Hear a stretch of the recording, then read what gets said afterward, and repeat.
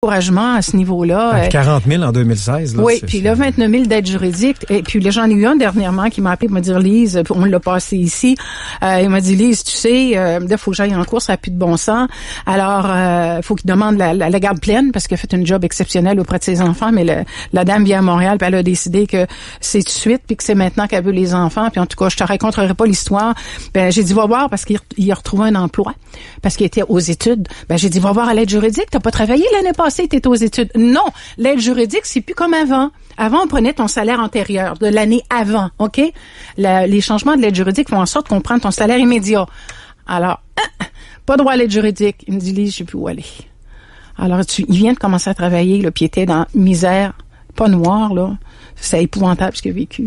Alors, c'est pour ça que je te dis, quand on y pense... Ben, il y en a qui savent où aller. À un moment donné, ils s'en vont dans le fleuve. Je vais être plate, là. Mais il y en a pour qui ils voient plus la lumière au bout du tunnel. Il y en a qui se lèvent le matin. Dans le fleuve, ils n'ont pas une scène. Moi, je dis souvent dans le garde-robe. Ouais.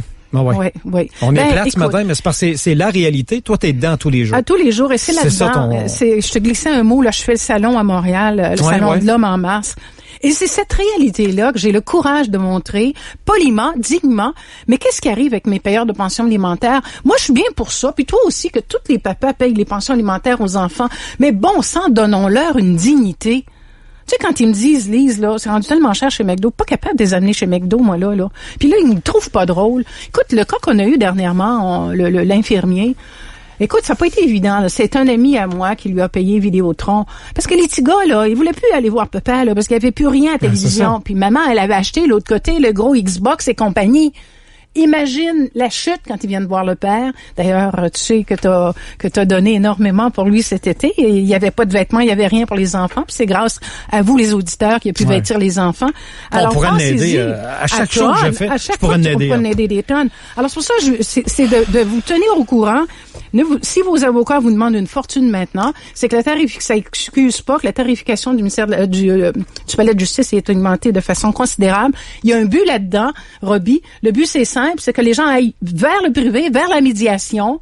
Puis on se pose la question, c'est qui paye la médiation? Parce qu'après la troisième rencontre ou deuxième rencontre, ce n'est plus gratuit. Mais ça serait le fun que Stéphanie Vallée se souvienne qu'elle est ministre de la Justice, qu'elle arrête de faire son petit nez en l'air pis sa péteuse de brou, qu'elle revienne dans la réalité. Elle est pas là. Faudrait que quelqu'un la mette dans la réalité, ça serait toi, mais elle ne daigne pas être dans la même pièce que toi, si j'ai bien compris. T'as très bien compris. Et la démarche... Je pourrais te dire en dehors des ondes ce que j'en pense. La démarche n'a pas été faite par moi, elle a été faite par mon député. Merci à M. Huot. Et non, il m'a dit, Lise, insiste pas, c'est non.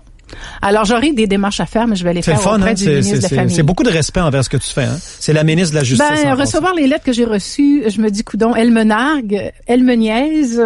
En fait, bref, elle ne prend pas en considération le travail que je fais parce que je suis une femme de terrain. Voilà tout. Faudrait peut-être que tu lui envoies en terminant lui présenter des gens qui le lundi matin ou c'est-à-dire le vendredi ont rien dans le frigidaire. Absolument. Pour leurs enfants. Ils mettent la face dans le frigo de ces gens-là. J'en ai eu un dernièrement parce que maintenant je suis réseautée et j'ai quelqu'un qui fournit la bouffe à ces gens-là. Et oui, j'en ai eu un dramatiquement qui est venu frapper à ma porte avec sa maman. Écoute, même les parents qui aidaient le jeune homme avec les enfants, le frigidaire vide parce qu'ils ont juste leur petite retraite. Alors on a été capable de les nourrir. T'arrêtes d'un supermarché, là, il te manque des crotons, t'achètes une tomate, tu dis je vais acheter des tranches de fromage, puis une petite affaire, t'arrives à la caisse 68 et 22. Excusez, je vous paye pas pour les biscuits du monsieur. Non, c'est votre facture à vous. Non, mais écoute, là, c'est vierge. Oui, ça c'est vrai. Les gens qui veulent te rejoindre, l'ONCQ, on fait quoi? Bien, écoute, il y a la ligne sans frais, bien sûr, que j'ai depuis une éternité, à 1-877-847-3176. Vous avez mon site, je vous donne l'ancien, le site web, les www.ancq.qc.ca. Vous allez voir ressurgir le nouveau qui est magnifique, soit dit en passant. Mais c'est parce que j'ai des petits problèmes avec PayPal et ça doit être, c'est pas évident, faut être bilingue pour appeler aux États-Unis, tout ça. Mais écoutez, je remercie, je te le dis, Robbie. J'ai été la femme la plus heureuse dans la période de fin décembre parce que j'ai eu un donateur exceptionnel qui a envoyé de l'argent à l'association. Puis il savait que j'avais pas mes numéros de reçu de charité. Il n'en revenait pas. Ça nous a donné, un petit coup pour justement faire le salon. Et j'en ai eu un autre aussi qui m'a aidé à payer la moitié du kiosque parce que c'est pas donné. Même si j'avais réussi à faire des affaires. Alors il est venu carrément porter chez moi la moitié de ce kiosque-là. Alors gênez-vous pas de nous aider. Je suis là. J'ai le courage de vous représenter. Oui, mais c'est ça qui est incroyable dans ton cas. C'est que t'aides ces gens-là qui souvent ont même plus une paire de bobettes pour leurs enfants. Mais ton organisme à toi, pour imager les gens qui écoutent, là, ton frigo, toi aussi, il est vide. Ben, écoute, j'imagine un paquet de saucisses puis un jus d'orange à moitié. Non, mais c'est ça. T'aides les gens, mais t'as rien à peu près dans ton frigo. Moi, écoute, je vis pas richement parce que, écoute, je suis à la retraite puis il n'y a pas de secret. Là. J'étais greffière à ma retraite et chercher la tarification d'une greffière il y a 8 ans. Alors, je vis avec ça puis je m'arrange. Alors, moi, je me contente de vivre sobrement. Non, mais je parle pas de toi personnel, je parle de ton association. Mais ton frigo est vide comme association. Oui, comme c'est ça mon association, point, pas toi personnel.